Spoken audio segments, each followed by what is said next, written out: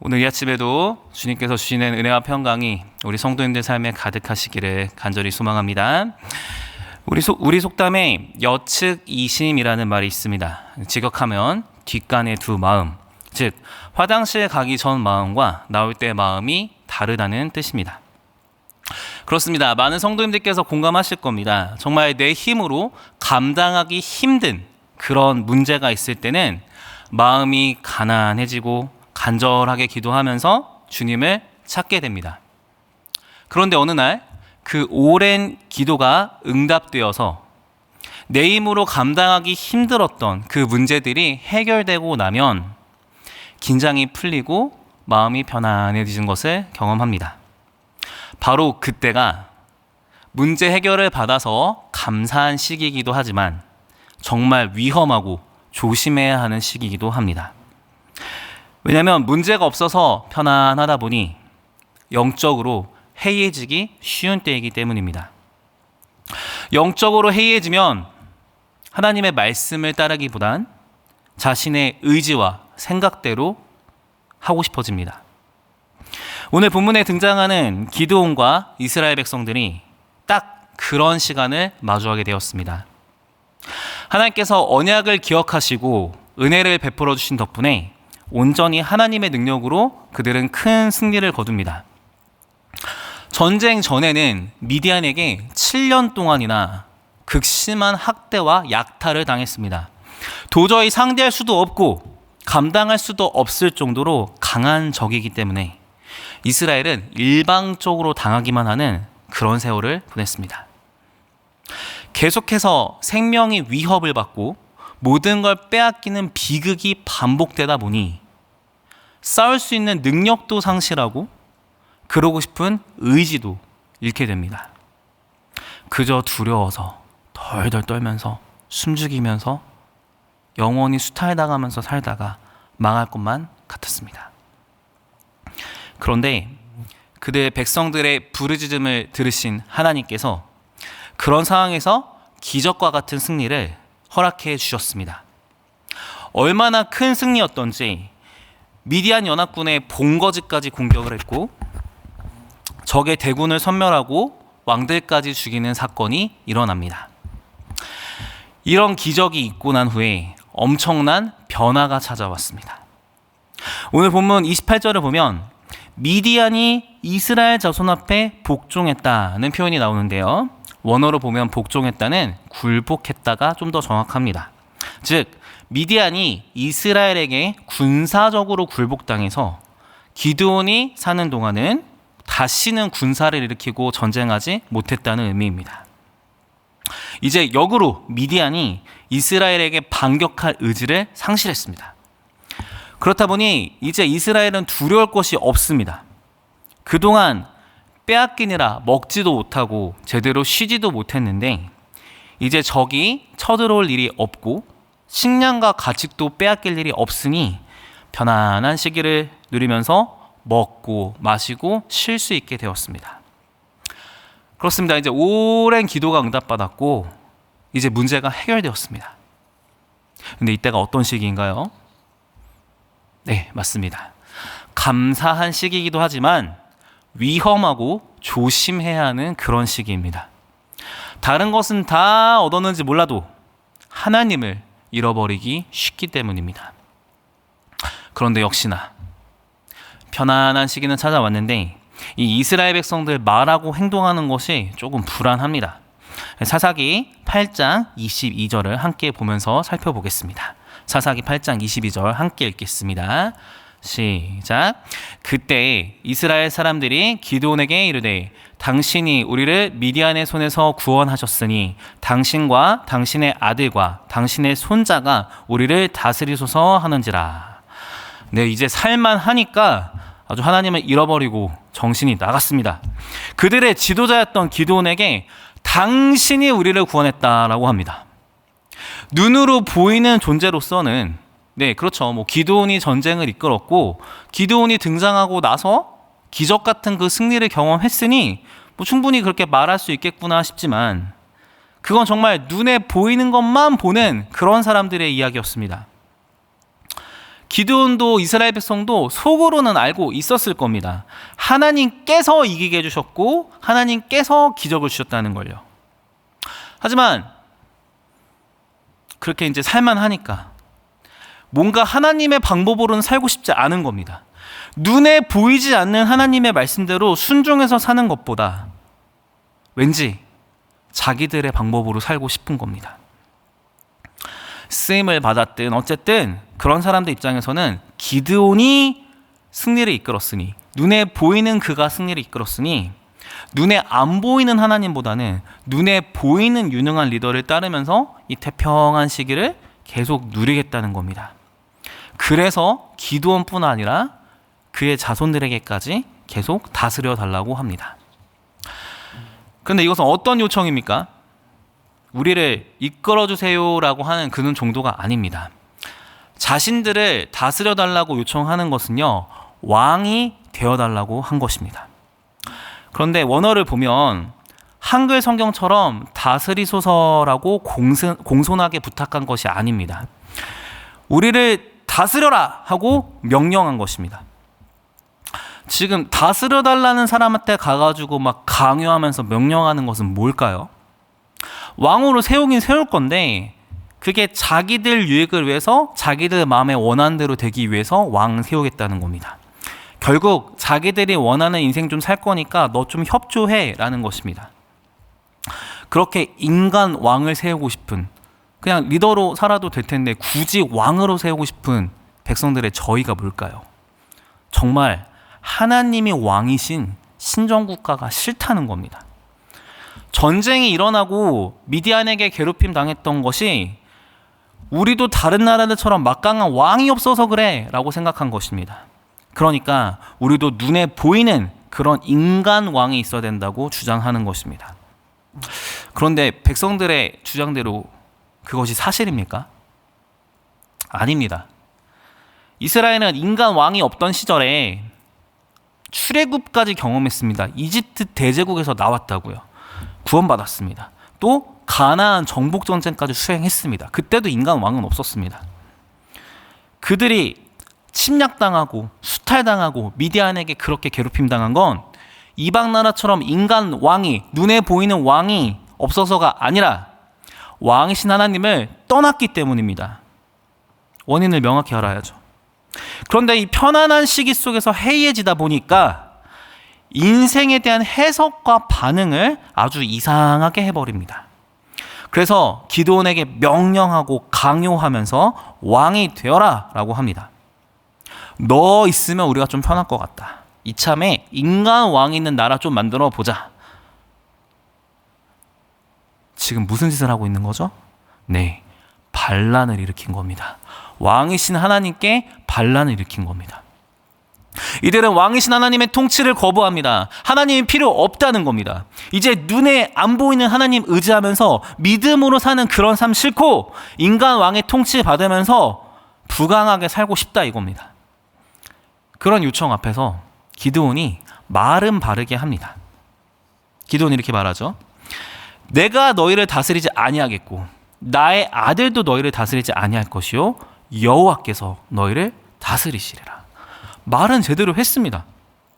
한마디로 나와 내 자손 보고 왕 되라고? 아니야, 나와 내 자손 왕 안 될 거야 라고 하면서 하나님이 다스리실 거야, 하나님이 왕이야 라고 말은 하는데, 그런 말만 봤을 때는 하나님께 진짜 충성하는 것 같은데 뭔가 좀 부족합니다.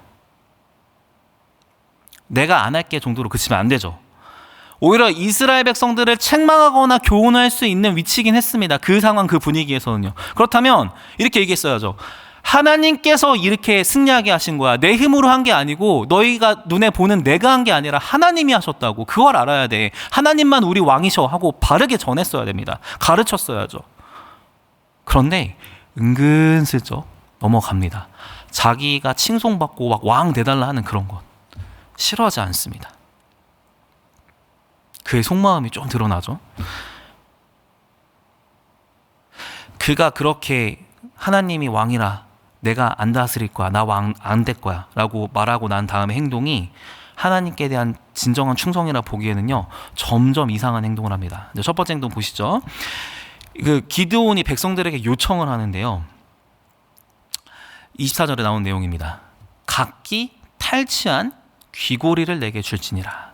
근데 그 당시 이제 미디안 족속이라 표현되는 그들, 이제 오늘 본문에서는 이스마엘 사람들이 나옵니다. 이제 같은 사람들을 보시면 돼요. 이제 전쟁에서 져가지고 이제 죽임당하고 이제 도망간 그 사람들, 이스라엘의 적들인데요. 그 사람들이 이제 그 당시 문화상 이제 귀고리를 하는데 금귀고리입니다. 뭘까요?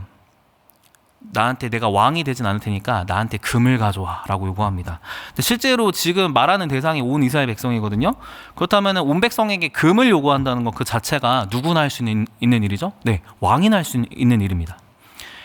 그동안 미디안한테 하도 수탈당하니까 나라 경제가 어려워서 저희가 IMF 극복할 때 했던 것처럼 그렇게 금 모으기 운동하는 걸까요? 아닙니다. 그거 자신이 취하기 위해서 그렇게 한 것입니다. 심지어 양이 어마어마합니다. 그 귀고리도 모아봤자 얼마나 될까 싶습니다. 뭐 여러 가지 그 당시 전리품이 있지만 모아보면 얼마나 될까 싶은데 양이 상당했습니다.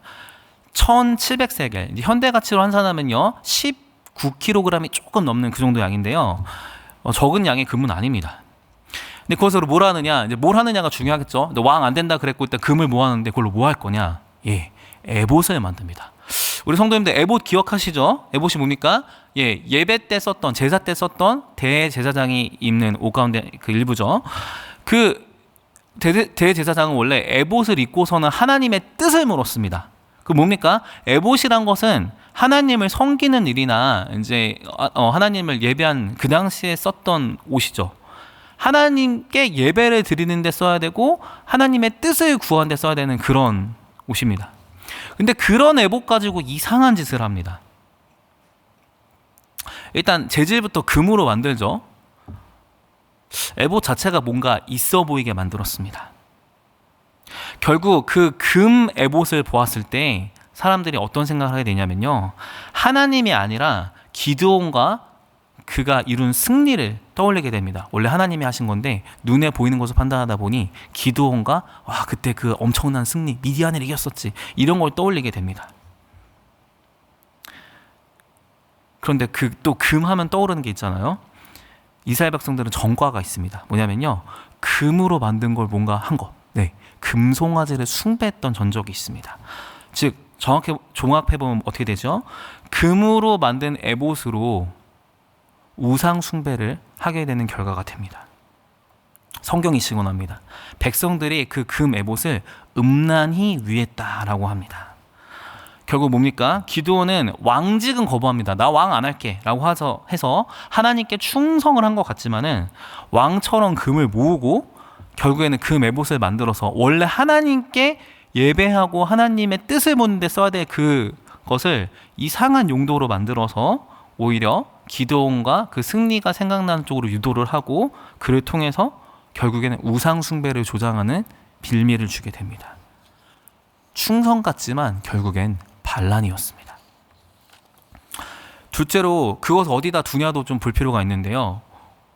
원래 에봇이란 거는 대제사장이 쓰니까 뭐 성막 같은 데 있어야 되겠죠. 그 당시 이제 중앙성소 실로도 있었고요. 근데 그것을 거기 두지 않습니다. 자신의 집에다 둡니다. 에봇은 원래 굳이 생각해보면 성막 가까이 있어야 될 텐데요. 대제사장도 아닌 기드온의 집에 둡니다. 기드온의 저희가 뭘까요? 왕은 안 된다 했는데 굳이 그 금 에봇을 자기 집에 두는 저희가 뭘까요? 그것을 가지고 있으면서 왕은 안 된다고 말은 했지만은 자신이 이스라엘의 중심처럼 되고 싶어 합니다. 결국 존대받고 싶고 이것을 통해서 되게 있어 보이는 사람이 되고 싶고, 그런 것이 기드온의 속마음이었습니다. 백성들만 반역심을 주고 하나님과 떠나게 하는 것이 아니라 자신의 집에도 올무를 만들게 됩니다. 올무라는 것이 원래 새 잡는 도구라는 의미인 거 알고 계시죠? 처음에 보기에는 아무렇지 않아 보이는데 나중에 점점 조여 들어오는 이제 그런 무서운 올무입니다. 즉 뭡니까? 기드온이 그 금 에봇을 놓았을 때 집사람들이 어떤 마음을 가졌을까요? 하나님의 은혜에 감사하고, 와 우리 기드온, 우리 아버지, 뭐 우리 남편, 우리 집안 사람이 이렇게 하나님의 은혜에 쓰임 받았구나, 이런 생각을 했을까요? 아닙니다. 뭔가 대단해 보이는 존재라고 여겼을 거고, 와 우리 가문은 대단한 가문이야, 역시 이런 일을 행했지, 이거 봐봐 그 에봇이 증명하잖아, 이제 이런 마음을 갖게 됩니다. 일종의 왕권의 상징처럼 되어버린 겁니다. 왕관은 아니지만 이제 그와 비슷한 그런 물건이 된 거죠. 즉 영적으로 그의 가족까지 타락시키는 그런 것이 됩니다. 그 후에 이제 기드온이 또 뭔가 이상한 행동을 합니다. 분명히 왕처럼 안 살겠다고 말은 했는데, 하나님께 충성하는 것 같이 말을 했는데 아내 70명을 두게 됩니다. 우리 성도님들 기억하시죠? 하나님께서 분명히 이제 왕정제도를 경고하시면서 하지 마라 하시면서 굳이 왕을 세우겠다면 이제 또 하지 말라고 금하신 것이 있습니다. 말을 많이 두어서 막 전쟁 일으키고 쳐들어가는 그런 세상 왕들처럼 살지 말라 하셨고요. 또 하나의 대목은 아내를 많이 두지 말라 하셨습니다. 그 당시 이제 아내를 둔다는 건 무엇입니까? 우리 다 먹고 살아야 되잖아요. 또 자녀들이 있으니까 당연히 또 생계를 유지해야 되죠. 그러니까 아내가 많고 자녀가 많다는 거는 그만큼 식량이 필요하고 재물이 필요한 겁니다. 그걸 누구로부터 얻는 걸까요? 네, 백성들에게 취하는 겁니다. 그러니까 결국에는 아내가 많을수록 백성들이 계속 무언가 왕에게 뺏기게 되는 거고요. 그리고 자신의 쾌락 때문에 아내를 많이 두는 것도 있고, 자신의 능력과 힘을 과시하기 위해서 아내를 두는 의미가 있습니다. 뭔가 아내를 많이 둔다, 하나님을 높이는 거랑 전혀 상관없는 행동입니다. 진짜 왕들이나 하는 행동입니다. 그것도 이방 왕들이나요. 근데 그런 행동을 기드온이 하고 있습니다. 왕이 안 되겠다고 말은 했지만 아내를 많이 둠으로써 율법도 무시하는 모습을 보이고 실질적으로 왕의 모습으로 그냥 살아갑니다. 근데 더 나아가서 정말 결정적인 것이 있는데요. 뭐 여기까지는 그냥 왕처럼 구네, 뭐 왕처럼 되고 싶나, 이 정도까지 하면서 100번 양보해서 넘어갈 수 있다는데, 정말 부정할 수 없는 그런 결정적인 증거 하나 딱 보입니다. 뭘까요? 세겜에서 이제 축첩까지 하게 됩니다. 세겜의 여인을 보면 첩이라고 분명히 명시되거든요. 근데 그 아들 이름이 진짜 결정적인 기드온의 마음을 드러내는 증거입니다. 무엇이냐면요, 아비멜렉이라 짓습니다. 예, 멜렉, 왕이란 뜻인데요. 나의 아버지는 왕이다라는 그런 의미입니다. 아니, 자식 이름은 그 당시 자기 아기가 태어나자마자 제 이름 지어주세요, 저 이걸로 할래요, 이런 게 아니거든요. 부모가 보통은 신앙 고백을 담아서 짓거나 자기가 바라는 소원을 담아서 자녀 이름을 짓는데, 거기다가 아들 이름을, 그것도 첩의 아들의 이름을 아비멜렉이라고 짓습니다. 뭘 의미합니까? 내 아버지가 왕이다란 이름을요, 아들에게 지음으로써 자신이 왕이다라는 것을 드러내는 겁니다. 자식이 내 아빠가 왕이에요 하는 순간, 그러면 그 아빠는 누굽니까? 왕이죠. 그 이름을 누가 지었어요? 기드온이 지었다는 겁니다. 자기가 왕이란 것을 그런 식으로 간접적으로 하지만 명확하게 드러낸 겁니다. 이제 기드온 속마음을 확실히 알았습니다. 그는 결국 실질적으로 왕이 되었고, 그러니까 왕이신 하나님을 떠났으며 백성들도 왕이신 하나님을 떠나는데 일조했습니다. 결국 그렇게 하나님 떠나서 자기 속마음 따라서 살려고 했던 백성들과 기드온, 특히 기드온, 충성하는 것처럼 말은 했지만 실상은 그렇지 않았던, 반란을 일으켰던 기드온, 그 삶이 어땠을까요? 처음에 백성들은 기드온에게 요청한 것처럼 정말 끝까지 기드온과 그의 자녀들을 왕으로 모시고 살았을까요? 기드온, 그렇게 자기가 누리고 싶어 했던 대로 왕처럼 살면서 그렇게 그 자손들도 부귀영화를 누렸을까요? 성경이 증언합니다. 33절부터 35절까지 이스라엘 백성들의 배신 이야기가 나옵니다. 제가 읽겠습니다. 33절인데요. 자막은 없습니다. 제가 읽겠습니다. 기드온이 이미 죽음에 이스라엘 자손이 돌아서서 바알들을 따라가 음행하였으며 또 바알브릿을 자기들의 신으로 삼고, 34절입니다. 이스라엘 자손이 주위의 모든 원수들의 손에서 자기들을 건져내신 여호와와 자기들의 하나님을 기억하지 아니하며. 네, 무엇입니까? 일단 기드온이 죽고 나니까 이스라엘 백성들이 돌변합니다. 그나마 기드온이 있을 동안에는 이 정도까지는 아니었는데 이제는 아주 대놓고 우상 숭배를 다시 시작하게 됩니다. 지금 우상 숭배하다가 그렇게 고통당하다가 하나님이 기드온 통해서 건져주셨는데, 기드온 죽고 나니까 진짜 정신 못 차리고 또 그런 아주 잔악한 못된 우상 숭배를 시작합니다. 심지어 성경 기자가 굳이 바알브릿이라는 표현을 쓰는데요. 성도님들 잘 아시지만 바알은 이방, 그 당시 이제 숭배받던 가나안 족속의 신이죠, 주신이죠. 근데 브릿까지 붙이면 뭐냐면요, 언약의 바알, 그런 뜻입니다.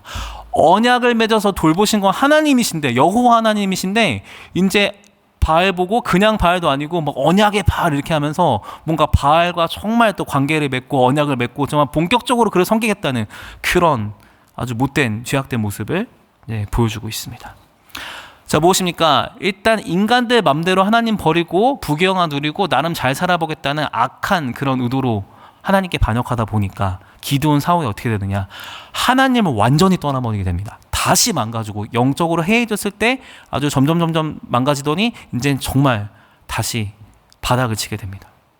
바닥에 머물게 됩니다. 그리고 하나님과의 관계가 망쳐지니까 어떻게 됩니까? 기드온과 그의 백성이라도 잘 지냈을까요? 전혀 아닙니다. 35절이 증언합니다. 또 여룻바알이라는 기드온이 이스라엘에게 베푼 모든 은혜를 따라 그의 집을 후대하지도 아니하였더라. 결국엔 기드온한테 당신 왕 되고 당신 자손도 왕 돼서 다스려 주세요라고 말은 했지만 기드온이 죽고 나니까 전혀 아니었습니다. 기드온은 그렇게 대대손손 누릴 것이라 기대됐던 부귀영화 없습니다. 이스라엘 백성들도 그렇게 기드온 가문 섬기지 않습니다. 성경이 그걸 증언하고 있습니다. 근데 35절에 좀 더 저희가 한 가지 볼 수 있는 대목은요, 굳이 기드온의 이름을 여룻바알이라고 다시 한번 얘기하는데요, 이건 뭘 의미하고 싶은 거냐면 한때 기드온은 바알과 싸우면서 이스라엘 백성들 이끌고 그 바알 신상을 깨트려 버림으로써 그렇게 바알과 대적하는 자 여룻바알이라는 이름을 가졌었는데 결국에 그의 말년은 참 안타까웠고 결국에는 백성들이 하나님 떠나게끔 만드는 데 기여했으며 여룻바알이라 불렀던 그 한때 정말 이스라엘 백성들을 영적으로 이끌고 하나님께 충성하고 바알과 대적했던 그가 결국에는 대접받지 못하는, 하나님을 버리니까 그게 대접받지 못하고 오히려 바알 숭배까지 이끄는 이스라엘을 남겨두고 안타깝게 가는 그런 모습을 보여줍니다. 사랑하는 성도 여러분, 어떻습니까? 저희도 정말 오랜 시간 기도하면서 하나님 제발 이 문제만 해결하신다면, 이 문제만 해결해 주시면 너무 좋겠습니다, 그렇게 구하는데요, 정작 그 문제가 해결되었을 때 할렐루야 감사합니다 외치기도 하지만 그때 영적으로 해이해지면서 위기가 오는 것입니다. 정말 좋은 일 일어나고 다 되면 하나님 나 사랑하시는군요 이렇게 고백할 때 정말 그때 조심해야 되는 것은 그 사랑과 은혜를 받고서는 하나님을 기억하지 않으면 더 타락하고 더 망가지고 더 하나님과 멀어질 수 있는 위기와 유혹이 찾아옵니다. 오늘 말씀은 그걸 경고하고 있습니다. 사랑하는 성도 여러분, 정말 삶 가운데 어려운 문제, 은혜 가운데 해결되시길 간절히 바랍니다. 하지만 정말 그 문제가 해결되어서 평안이 오는 시기에 하나님께서 인도하신 것이고 하나님께서 도우셨기에, 은혜 베푸셨기에 그것이 가능했던 것이고 이제 그런 하나님 위해서 평생 살고 하나님만 왕으로 모시며 살겠습니다, 이런 믿음의 고백과 결단이 저희 안에 있어야 될 줄 믿습니다. 어려운 때만 하나님 찾고 힘들 때만 하나님 찾고 도와달라고 부르짖는 것이 아니라 정말 평안하고 기쁘고 아무 걱정이 없을 때 오히려 더 하나님께 감사의 찬양을 이어가고 하나님을 섬기기로 결단하며 정말 하나님께 삶을 더 드려서 어떻게 하면 제게 은혜 주시고 구원하신 하나님을 기쁘시게 할까요? 이런 믿음으로 살아야 될 줄 믿습니다.